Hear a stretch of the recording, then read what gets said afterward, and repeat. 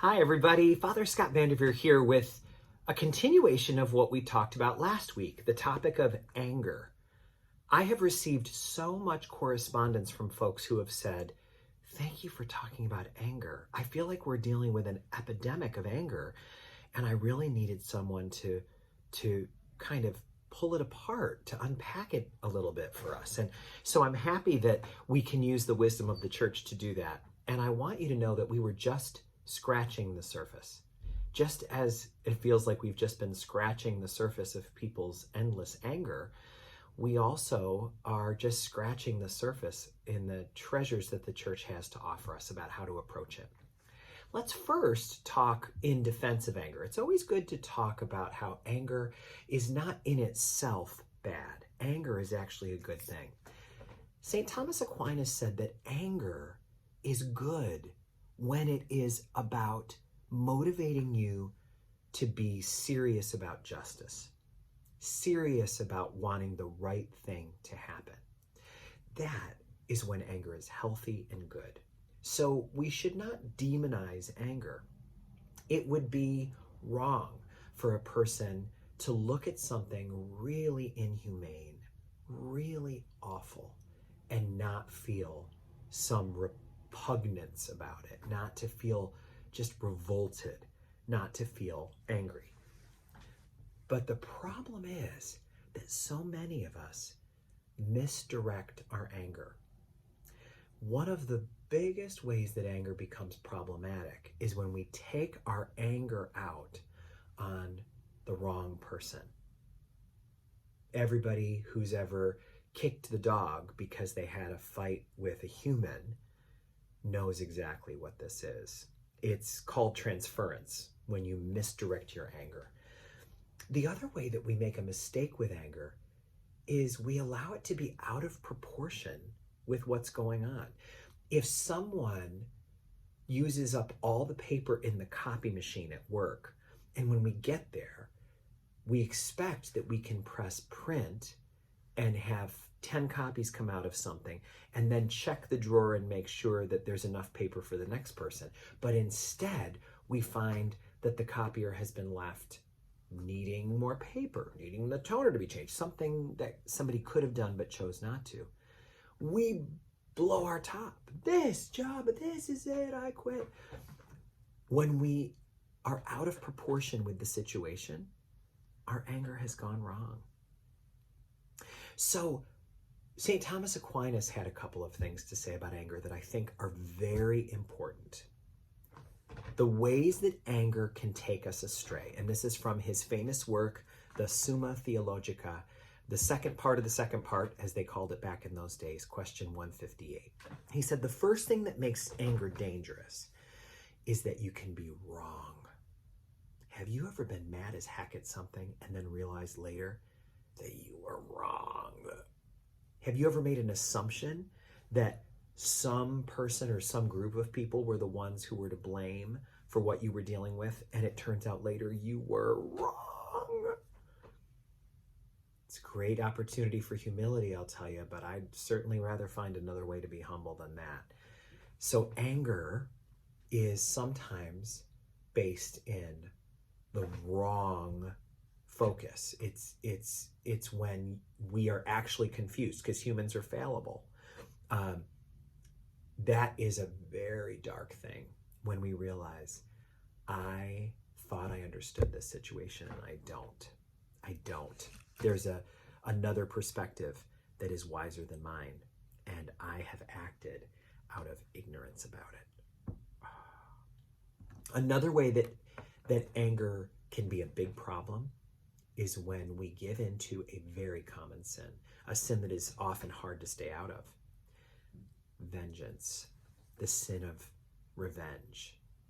The scriptures say vengeance is for God alone, and God, as revealed by Jesus, doesn't take part in vengeance. God is not vengeful. Jesus doesn't show God's vengeance. Jesus shows us God's incredible love. God is strong. God's no pushover. God gave us commandments, but all of us have broken the commandments, and God has not been vengeful with us.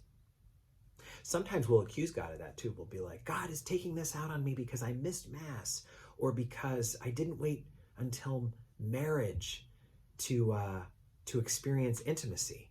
And so that's why I have this disease. My child has this problem. I wound up losing this money.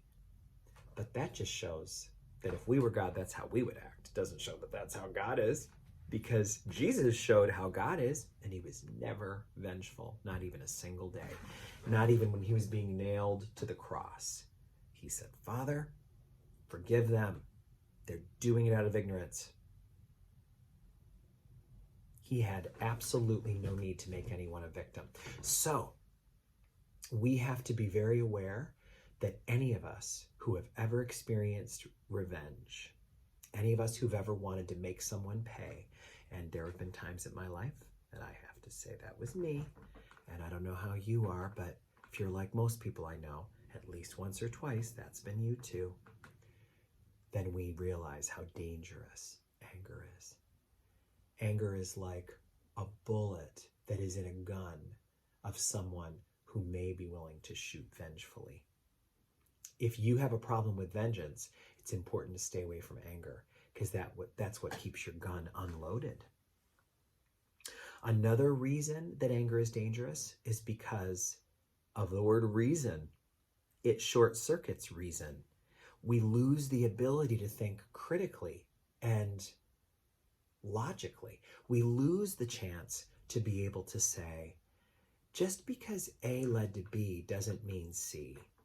Or I don't need to make this situation worse by reacting in a severe way. Reason might tell us the best approach here would be to blank. But anger tells us, I don't care. I don't give a dang.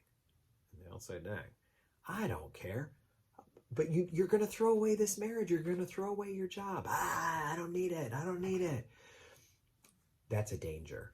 If we have something in us that can take away our reason like that, we should be locking that up like it's a nuclear missile. That's dangerous. And the other thing that we've already chatted about, but is important to put in the list, is when anger is just excessive. Just excessive.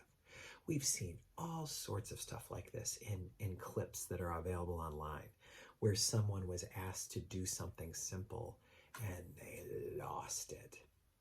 Or some bad news befell somebody and they just were losing their mind.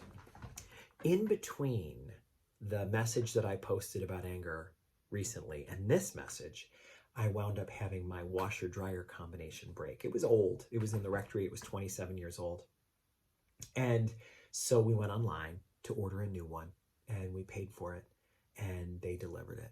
And when they delivered it, it was a rough delivery because the rectory is an old 1885 farmhouse. And so coming up the stairs, they were doing their best, I promise you, but they took chunks out of the stairs, and the molding got a little banged up. And as they're bringing it in, bringing the other one out, they finally get it all hooked up. All of this is happening pretty early in the morning.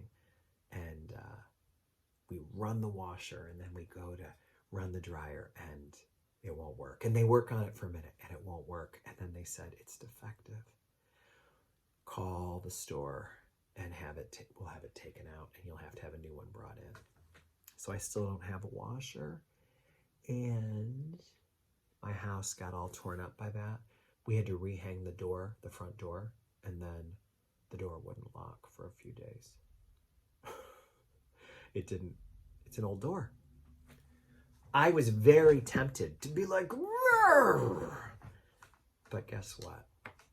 God gave me the task over these couple weeks of looking at anger, especially in light of what is happening in our country right now, with anger gone off the rails, anger turning into potentially a fatal symptom in a country that's had 244 years of democracy and is now seeing some serious, very, very potentially lethal weaknesses in our system.